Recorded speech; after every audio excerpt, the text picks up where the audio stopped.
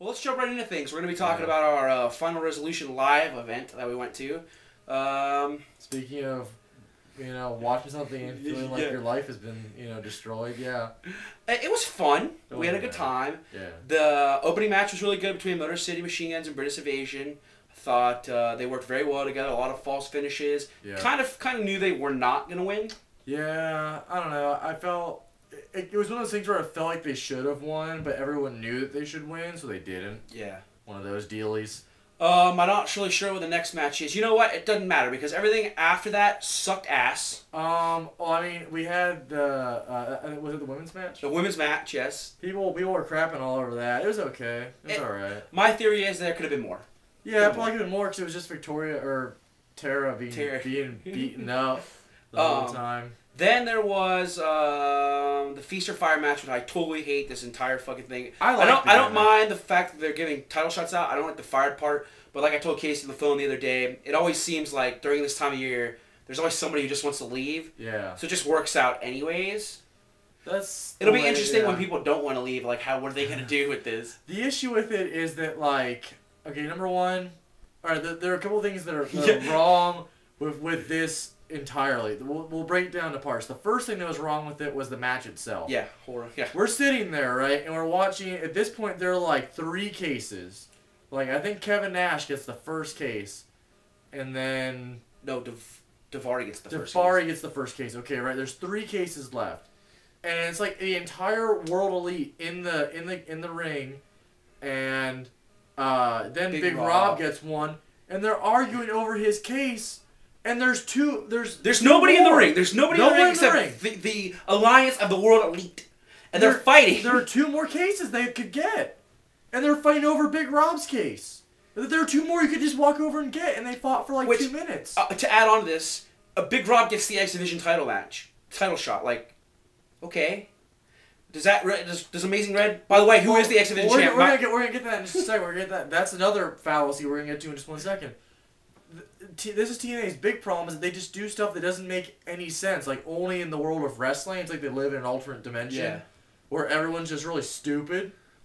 Like I was telling Joey, it's like when you watch a vignette and 2 heels are talking about something real shiesty, and it's like, it was just shown on the USA Network where characters are welcome. But we all know your secret plan, Wrestling has its own little world, and they need to stop doing that because it's ridiculous. So, then what Joey brought up, okay, we got the last two, people up there. Kevin Nash gets a world tag title shot. Samoa Joe gets a world title shot. Got Big Rob and Daivari. Is Big Rob really going to get fired? He's been with the company for like 6 weeks. He's part of like a major stable. Then he gets the X Division title shot.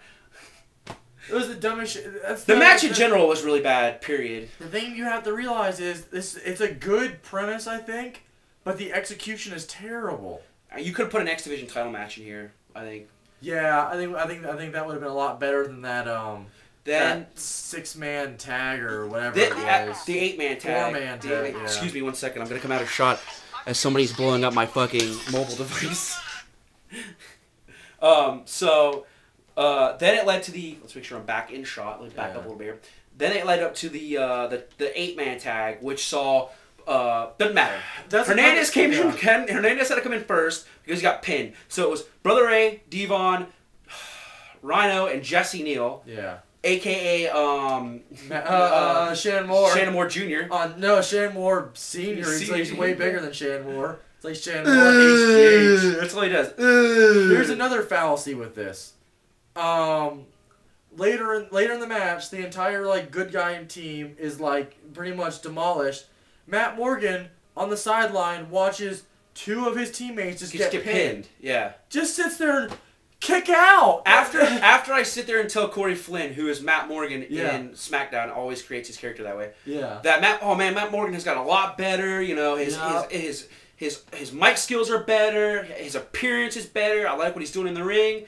And then he just stands there and watches 2 of his teammates get fucking pinned. Now we realize that, the way the match was booked, that's, what was supposed to happen. Why not let him take a bump outside and let him be on the ground, not standing on the apron like a big, tall fucking goof? kick out. What are they gonna? I mean, it's the dumbest thing I've ever seen. And so those two matches were garbage. Then we had a Scott Steiner Bobby Lashley match, which we're not going to really get into. It was garbage except for the Frankensteiner.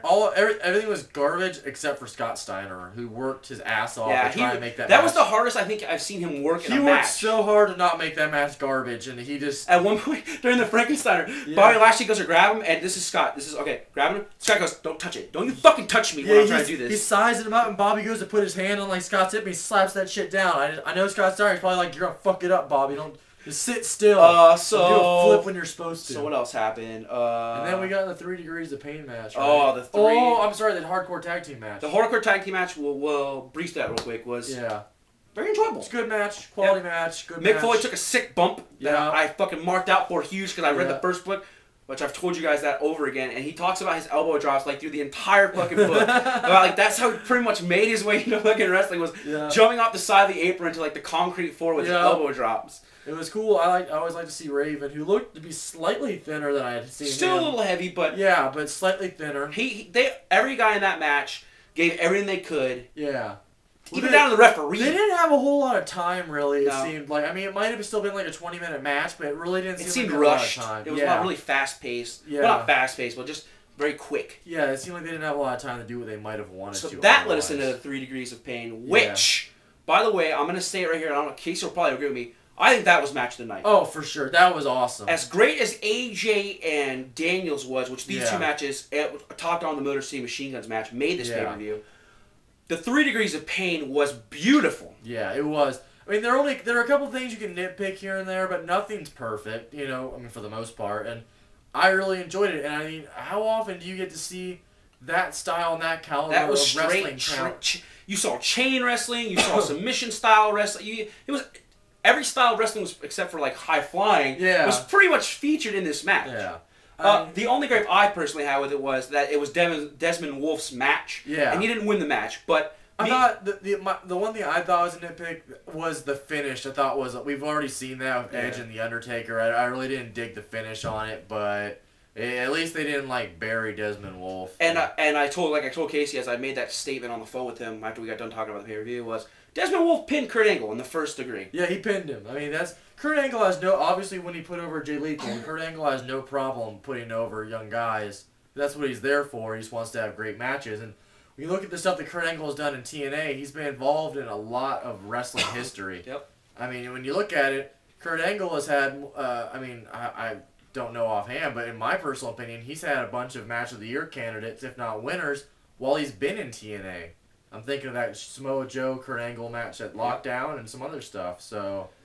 It's eventually, I think, going to lead to Desmond Wolf getting a clean victory at some point over Kurt Angle. I'm not saying the pin wasn't. It was a really good... He pinned Kurt Angle. Yeah. So, that'll eventually happen, because this feud is not over, I imagine. This is... It seemed like the way that Kurt was trying to go after the title, it seemed like they might fizzle it out, but to be honest, I don't know. I don't know where this feud's going to go. But I honestly see, and this, we'll jump into the finale after this, Desmond Wolf obviously is not going to be like your mid-carder. He's going to be a main eventer in this company. I hope so. So maybe that turns into something. We'll see. I don't think that feud's over yet. I hope not. I think he's probably going to cost. I think they're going to have to evolve the feud. Yeah. To a new, because otherwise it's going to get stale. You have to evolve the feud. Maybe give him some lackeys or something like that. I think he'll end up he'll cost Kurt Angle, and then that'll spin it right back into the feud. Leads into our main event. AJ Styles defending the TNA World Title against Christopher Fallen Angel Daniels. Yeah, the crowd was really in this match. I liked it. I thought it was pretty good. I mean, that was pretty good. You know, obviously, it was great. But the only thing with this is, well, I'll say, first of all, I like the level of offense that Chris Daniels got. Because sometimes Chris Daniels gets treated like a bitch, and he's not.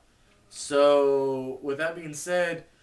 The way I explained this to Joe was, even though this match was great, it's a lot like everyone has a favorite meal. Like, you go out and you get something, right? Like, I get Fuji Express all the time or Taco Maker.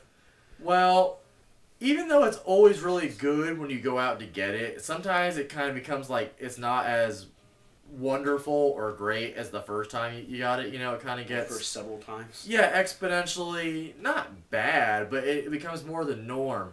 I think that's what the issue with this was, that...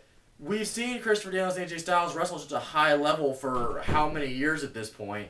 We've seen them do great stuff. This just kind of just follows that, and it wasn't anything that, I mean, I feel like it was, Joey even said, and I agreed, that this match seemed like it was a cut above the rest of a lot of stuff they've done together. I think the finish was really well. The finish was awesome.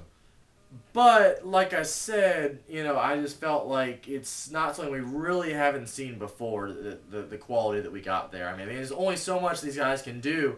They've probably wrestled 100 times in their respective careers, so all in all, it was good, though. It was very good, especially if you're newer to the sport, for sure, this probably turned your underwear all the way around and inside out. I thoroughly enjoyed the match, although I mean, they did a lot of stuff they've done before. They did do some new stuff. Yeah. It was, all in all, a really good match. I did notice in the corner of my eye where we were sitting, Bubba Ray came out during the ending of this match and watched the end of the match, and he seemed like he thoroughly enjoyed it. He gave a nice round of applause. Although it was something we've seen before from them, like I told Casey, it was a good match. It was definitely a cut above the rest of what they've done. And I could honestly sit and watch an AJ Styles, Christopher Daniels match any day of the week.